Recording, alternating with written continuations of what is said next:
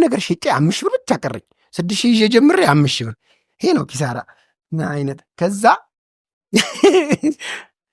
እንደውም 1,000 ከስራል 6,000 ዘመታ ጀመርከው 5,000 ቀራውን 1,000 ከስር ያለው እኮ አንተ 1 ዓመት ነግደህ እንዴት ነው እንደዛ? ኧረ ከ1 ዓመት በላይ ነው። እንደውም ሌሊት እንቅልፍ አተ በጣም ስቃ ያለው ከባድ ነው። እንጀራ ስራ የሚሸመጥጣለ ብር ኮምጥጧል ብሎ የ100 እንጀራ ይሸመጥጣል እንዴ?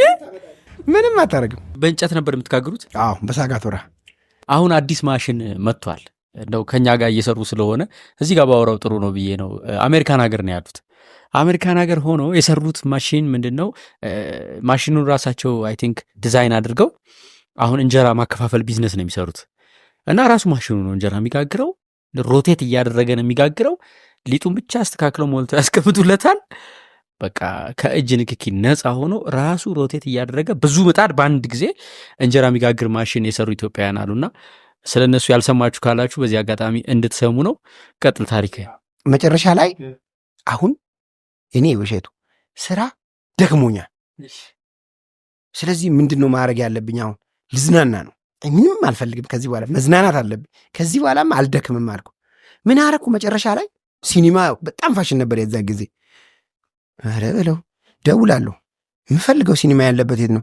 ቦታ ሲይዤ 5,000 ብር ልጨርስ ነው በቃ። ለመጀመሪያ ጊዜ በሆነ ልዝናናበት ነው። እኔ ከዚህ በኋላ ወደ ሀገሬ ስመለስ ምንድን ነው ለሰው ማወራው? ከዛ ሲኒማ ሄጄ ፊልም ቦታ ከፊት አስይዤ ትደውላለህ፣ ቦታ ይዙልሃል፣ ሄደ ከፍለ ትገባለህ። አቤት በቃ ተዝናናው ወደብ። ፊልሜ ፈንድሻ 5,000 ብር ይጨርስ። 5,000 ብር ግን በመከራ ነው ያለቀው። እንዴት? ኧረ ዱለት እኮ 13 ብር ነው። ዋው! ምግብ ብዙ አትበላም። አንድ ሁለተኛ እኔ ልዝናና አይደለ አላቅም እኮ ምንድን ነው ምን ላይ ነው ምዝናናው? ለምሳሌ እኔ አልኮል አላቅም፣ ሸጫለሁ ግን እኔ አልጠጣም። ፍንትው ብለህ ፊልም ርዕሱንም አታውቀውም፣ ሲያልቅም አያልቅም። ከለዛ በቃ እንደ ልቤ ራሴን አዲስ አበባ ላይ የመጨረሻውን ደረጃ ያዝናናሁት ያን ጊዜ ማለት በማውቀው ልክ አይስክሪም ራሱ ላስኩ በደምብ በቃ ለምን መሰለህ እንትን የሆነ የከተማ ልጅ መሆን አማር ታውቃለህ። ለፍተህ መጨረሻ ላይ እኮ ለመሆን ነበር የምትሰራው። እንደገና ወደ ገጠር ልትመለስ ነው እኮ። ይሄኔ እኮ ምን አይነት አይስክሪም ራሱ ላስኩ አይስክሪም፣ የጥጥ ከረሜላ ባዛር ገባው። የታባቱ የራሱ ግብት ባዛር። ከዛ 5,000 ብር እያለች ግን አታግላኛለች፣ አለቀች። ጨረስኩት 0። ከዛ እንጀራ ማስረክብበት ቤት የማውቀው ልጅ አለ እና ተግባብተናል። ከዛ እሱ ምን ያደረገኝ ቤተሰብ ጋር ወስዶ አስተዋውቀኝ። የእሱ ቤተሰብ ጋር የመጨረሻ መስኪን ሰው። ከዛ በቃ እነሱ ቤት በየቀኑ መሄድ ከኔ ጋር። ከዛ እሱም ስራ አልነበረውም።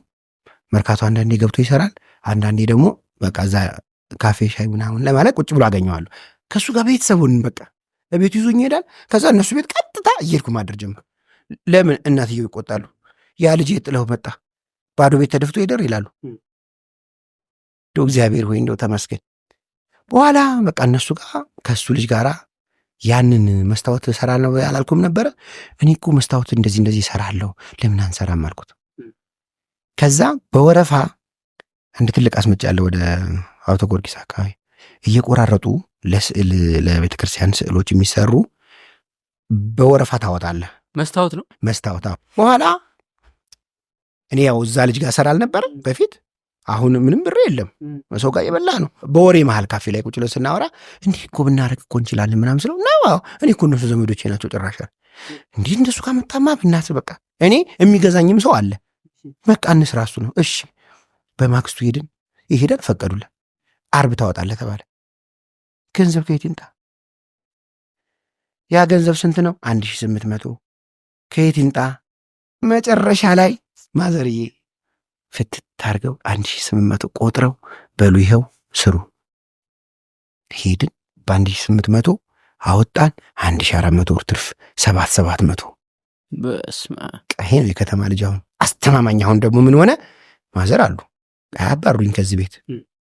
አንድ ይሄ ልጅ አለ፣ ጭራሽ ግቢያቸውን ሁሉ ፈቀዱልን። ስለዚህ በቃ አሪፍ ነው በቃ ተመቻቸው።